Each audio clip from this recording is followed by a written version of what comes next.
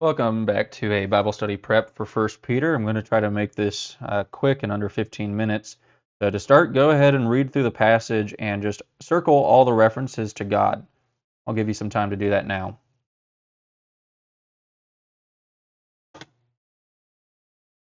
Okay? Now that you've circled all the references to God, go back through and try to identify which person of the Trinity those he's and I's and hims are referring to. For instance, verse 15, that he would be referring to the Father, and same with the I in verse 16. Looking at verse 20, he was foreknown before the foundation of the world. That would be referring to Christ. And again in verse 21, who through Christ are believers in God, who raised Christ from the dead and gave Christ glory, so that your faith and hope are in God. What you get from this is just a sense of how God dense this passage is, and particularly how focused on the resurrection of Christ and the revelation of Christ that Peter is. It just seems to be where his focus always goes back to. It's almost every other sentence he is referring to Christ, either on the cross, like verse 19 with the precious blood of Christ, or the coming glory that where he's coming down on the clouds. So once you have circled all of these references to God, go through and underline all of the action phrases. I'll give you another moment to do that.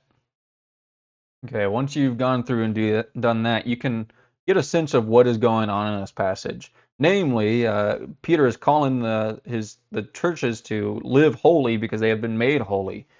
They've been purified with the precious blood of Christ. And so at the very start in verse 13, he uses this phrase, prepare your minds for actions. The literal translation would be to gird your loins for action. Gird the loins of your mind specifically. This is you can find this also used in Job 38 when God is calling down to Job and saying, who are you to question me? Who are you to accuse me and condemn me? And God says, gird your loins, we're about to tussle. You're going to answer me. And so preparing for battle is what Peter is calling the churches to here. And then he says to be sober-minded. Don't be distracted. Don't be deluded. Be sober-minded. I think this could also be a callback to Acts chapter 2, verse 15, where Peter is given his very first sermon on the day of Pentecost. And he has to refute some of the people who are saying, oh, these guys are just drunk. And Peter has to say, no, we are not. We're not drunk, but we have the Spirit of the Lord upon us. And then finally, his third action in this opening is to set your hope on the grace that will be brought to you. So look towards the victory. I think this is why Peter has the revelation and the glory of Christ set on his heart and on his mind. He keeps referring back to it almost every other verse. He has set his hope fully on the grace and on the victory that will be brought. It is true. It is real. It will not go away. And then throughout the rest of the passage, he talks about living holy because you have been made holy. God has called you to be holy, so be holy, conduct yourselves with fear, know that the Father will judge impartially according to each one's deeds. And he keeps talking about this idea of being ransomed from the feudal ways inherited from your forefathers, that we have been purified, we have been made clean, and again, not with perishable things, but with the precious blood of Christ. He reemphasizes that in verse 23, that we have been born again, not of perishable seed, but of imperishable. And so there's this whole idea of the corrupted being made incorruptible. Again, you see that with this reference to Isaiah in verse 24. The grass withers and the flower falls, but the word of the word of the Lord remains forever. And this whole idea of, again, perishable versus imperishable. And we have been made imperishable through the blood of Christ, and so live like it. And that is the main action that Peter is reemphasizing throughout this whole passage. Live holy, because you have been made holy. You have been made set apart by the precious blood of Christ. So that's the main action. Once you've gone through that, go ahead and highlight all of these repetitious phrases, and especially highlight any phrases or ideas that are a carryover from that very first passage that we studied. So I'll give you a moment to do that. All right, once you've highlighted some of these repetitious phrases, let's go ahead and go through them. First of all, there's this revelation of Jesus Christ that comes up again, and again, this is the glorified Jesus returning on the clouds above. Last week, I said to look at Ezekiel 1 for a picture of what the glory of the Lord looks like. Go ahead and look at Revelation 19, specifically 11 through 21, to again get another picture of what the glorified Christ looks like. And then there's this whole idea of, again, setting your hope on the grace that will be brought to you. Well, what is that grace? You can say it's the forgiveness of sins, um, and that would absolutely be true. But I'll also add to that that the grace that will be brought to you is a wedding invite.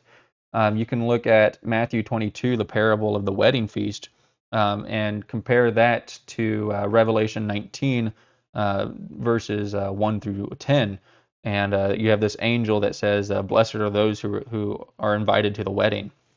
And so, this grace that will be brought to you is your invitation to this union between heaven and earth, God and man.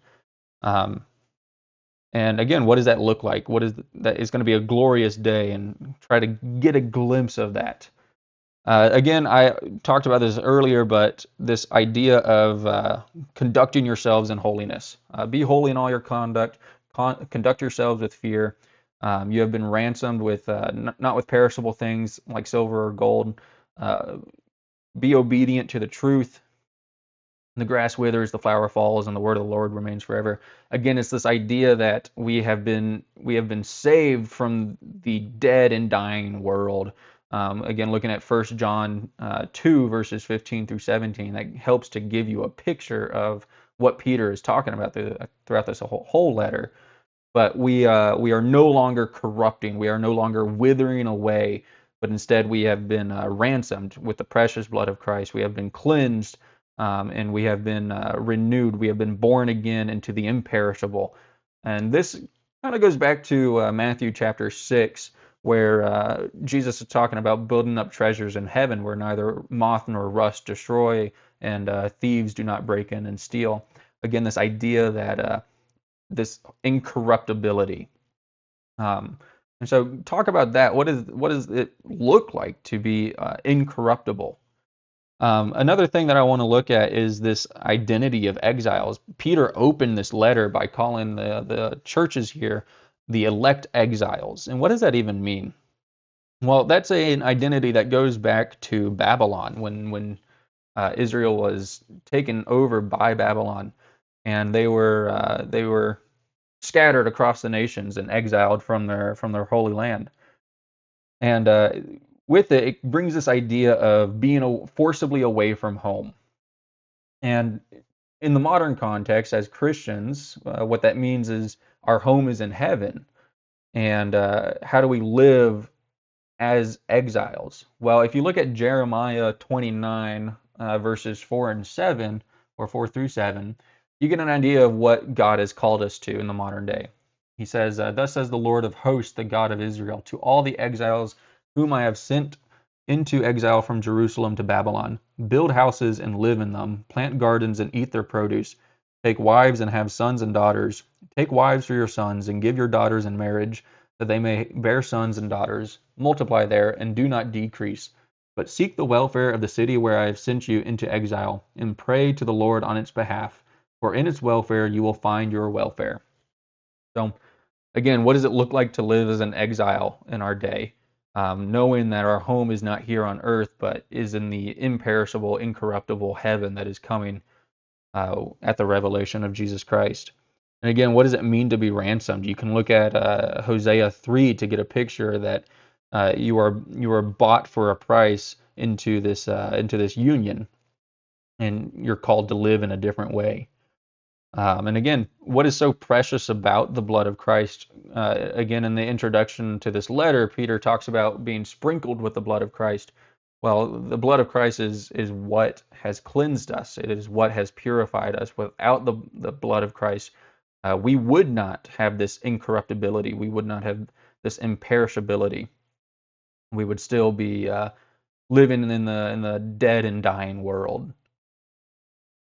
Next, I want to look at this idea of being born again that Peter revisits, and specifically, he says that we have been born again through the living and abiding Word of God. And what does that even mean to be born again in that way? It's tied to that idea of obeying the truth, um, and living as though you are holy because you have been made holy, living as though you are cleansed because you have been made cleansed, and loving one another earnestly from a pure heart. And this idea that now that you are cleansed, you can go out and love one another earnestly. And how are those two ideas connected? Your salvation and your cleansing allows you to love one another. And those are some of the repetitious phrases that I saw. I want to go ahead and leave y'all with a few cross references to consider, just for extra support in your study, and give y'all a few applications as well. So these are some of the cross references that I have. I've already been mentioning a few of them, like Job 38 and Acts 2:15 and Revelation 19 there at the start. This quote that Peter uses in verse 16, I found it in Leviticus 11:45. You can also find it in Matthew 5:48. It's where Jesus is talking about, "You shall be perfect, even as your Father is perfect." It's the same meaning that he's getting across there. This idea of calling on the Father, you can see in Romans 8:12 through 17, where we have the Spirit within us that cries out, "Abba, Father." And again, this identity of being in exile. Look to the book of Daniel and to Jeremiah 29 verses 4 through 7. You get a sense of what does it mean to be in exile. How do you stand firm in your convictions without leading a rebellion or a coup? Again, God does not he does not raise up his people to overthrow Babylon. Instead, he tells them to live there, be married, to plant gardens, and to seek the welfare of the cities that he sent them to. This idea of Christ being a lamb without blemish or spot can be found in Isaiah 53 verses 6 and 7. Like a lamb led to slaughter, so was Christ. This idea in verse 20 of Christ being foreknown before the foundation of the world and made manifest in the last times. You can look to Romans 16 verses 25 and 26, or even Proverbs 30:1 through 5, just to see the truth of that Christ was always known and was always coming. This obedience to the truth in verse 22, you can look at John 14:6, where Jesus says, "I am the way, the truth, and the life. Nobody comes to the Father except through me." And so what does it mean to obey the truth? Um, and then finally, this quote at the end, verse 24, is from Isaiah 40:6 through 8. Spend some time considering some application from this passage. One application could be how set on Christ is your mind? Is he coming out every other sentence that you say? Where's your mind focused? Where's your gaze at? Um, Peter is just focused on both the resurrection and the revelation of Christ. Another application would be, how do you live as exiles in this world, remembering that this world is not our home, but it is dead and dying. So how do we live as though we are in heaven? But how do we live here on earth, knowing that our home is in heaven? Finally, looking at verse 22, this idea of being purified. Now that you are purified, go out and love one another earnestly. So what does that even mean? How do you love one another earnestly? Are you doing that? Are you not doing that? How can you start doing that? There's plenty of application to be had. Peter was a very actionable person. You can look at the Gospels for that. And so whenever he writes, he's not writing in the abstract. It is all very real to him. It is right there in front of him, and he is ready to jump, ready to run. So consider what application you can glean from this passage as well. That's an overview and a prep for this week. Thanks for watching.